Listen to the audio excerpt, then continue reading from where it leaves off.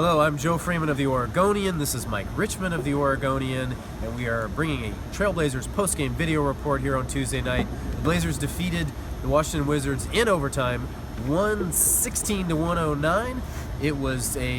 It turned out to be a very entertaining game after neither team could really get a stranglehold on momentum. Blazers were up big, then the Wizards were up big. In fact, they were up 13 in the second half, so it was a nice comeback victory for the Blazers, particularly gutsy in light of their 3-game losing streak, dropping those last games on that trip. After being gone for 10, 11 days, this was a very important win for this team, which Terry Stotts as much said afterwards. Easily to point to the player of the game, if you will, Damian Lillard had another monster night, 41 points, 11 assists, all kinds of records this established night. Moved him over 1,500 points and 400 assists this season. He is the third player in NBA history to record those numbers over their first 4 seasons, joining Oscar Robertson and LeBron James. He's the first player in Trailblazers history to record 400 assists over his first 4 seasons, and the second player to reach 1,500 points over his first 4 seasons, joining Sidney Wicks, who did so in 1971-75. But on this night, Lillard was hardly alone.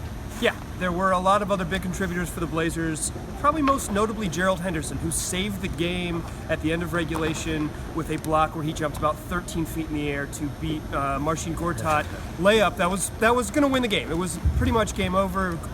Gerald Henderson rotated over, swatted away. He had a big night other than that. He finished with 16 points off the bench, 7 rebounds. He was really good, high energy, just played sort of the type of Gerald Henderson that maybe they were hoping they were trading for in June. Ed Davis, gigantic, 15 rebounds, 4 in overtime alone. He had 4 offensive rebounds in the 3-minute stretch in overtime, just absolutely dominant, saving possessions, creating extra ones for the Blazers, setting up a huge sequence where Lillard hit a 3 to put the Blazers up 5. They never trailed after that.